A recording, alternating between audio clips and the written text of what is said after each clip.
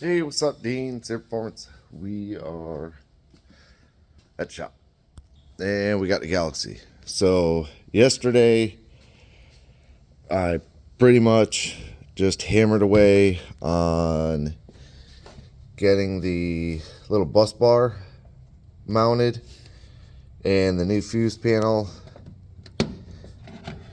with the relays. Which this one's pretty nice. It came pre-wired, which is kind of cool. So it has all individual lines coming out, and they are pressed into a lug, which is a crimp lug, which I like. Each one of those is the battery feed for each relay. Then it has two different ways you could do this. This gray, it was actually wired wrong. This gray was wired to the key-on ignition. So, and then you have all these individual smaller wires that could be ground triggers, which work perfect for a Holley system. Then you have all your individual outputs, and they're all pretty heavy gauge. It's like 12 gauge. So they're all pretty good. I did not do it that way. I ran this as a ground, and each one of these is as a 12 volt ignition source. So I traced up to that plug where the wire was going into the toggle switch, and that was our ignition source, I guess you should. All right, as usual, first thing, interrupted. Anyways, so yeah, I don't remember what I was saying, but these are cool. Cheap little box, but it comes with the fuses. I left the relays out that I'm not using, but I've got one in here for a distributor, one in here for the CDI, and this is for the amp under the seat on the passenger side.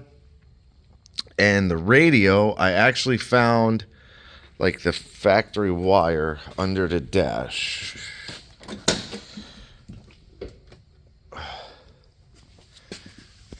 This one here, it's like a red with a, I think it has a black stripe, might have a black stripe, might just be my eyes. But this one here is actually a 12 volt ignition that goes over, and I think I need to pull the other wire out still. I gotta look. There's another wire that I gotta look at in the glove box. Ugh. I don't know what it goes to. That one there. So I gotta find what that one goes to.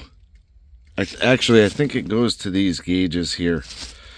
So we may end up just leaving that one how it is for now, because everything else is done. Car starts off the key, can't start it until the alternator's on. So I am going to jump on the alternator, but super pretty car. Yeah, I'm gonna jump on the alternator, get that in, because I gotta do some different spacing on it, and fingers crossed that the power wire does not hit anything. I don't think it will, but this is the position of the old one. Not on. So that's the comparison between the two. So the old one's down low, the new one's up high. Hopefully that's not in the way of anything. I dropped the spacers that I just found, so I'm gonna get that installed real quick. So alternator did not fit, but it's a slight different alternator in it's got little feet on the front side, and then the bearing casing is a little bit bigger. So you can kind of see the head. I shaved the head down a bunch. Finally got it to fit. I swapped the pulley for the original pulley. This is slightly bigger. This is like almost a little over ½ inch bigger and has a different V to it. like the groove. So I swapped that on, and the belt, the original belt fit. It's a 46-inch belt. I had gone and gotten a 48 and a 48 and a half, and they slung the alternator way out. So I got that all together. There wasn't enough spacers. Even originally, there wasn't enough spacers. It was missing like almost an inch of spacer. You can kind of almost see, not right there. So you can see the chrome one in the middle was the original, and I had to add the 2 aluminum ones and the brass bushing to get it to fit. But I got it. Then I brought the alternator up and the hole didn't line up. Great. So I had to cut the bracket and knock it down a little bit and then weld it back together. So I brought the TIG welder over, welded both sides of the bracket. You can't really see that side. Yeah, something like that. So it's on there. Belts nice and tight. I also tightened up the power steering pump. Then everything's good. Everything's running. Battery's charging. It charges like 14.3, which is a little on the high side. But it should have an internal regulator, so it should come down a little bit. Oh, wow. Took the car for a ride and the fuse box lid stayed. Good thing. So everything seems to be working good, which is awesome. So I came back and double checked the timing, and from what I could see, the pointer's right there. Ew, that's hot. Can't see the marks on the balancer. I can't spin the motor by hand. It is just, this motor is tight. And I can't get a socket on there to try and clean off the balancer, but I kind of got a mark on it. I don't know if it's on this side. No, I can't see it anyways. Yeah, there's a little dot where the 0 is, and it was at like 4 degrees. So I put it up to about 8. It's got, you know, the Edelbrock top end kit and everything. So I put it up to about 8 degrees. And then I just kind of went through the idle mixture screws on the carburetors. As old as they are and as wacky as they are, the idle mixture screws actually work. So I got that all dialed in. Car runs way better. It feels peppier. I didn't drive it like a maniac or nothing, but the car felt like it was a little peppier. I know the carbs were bad before, but it just felt like it fell on its face all the time, even when you got the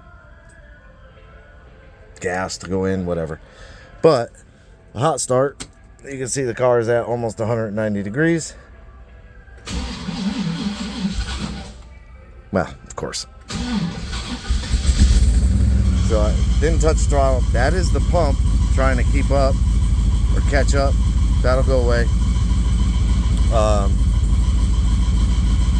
Hopefully.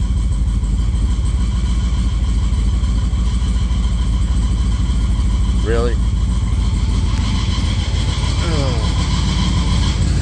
Yeah, of course. As soon as I get out, it goes away, and then you hear the idle kind of pick up on it.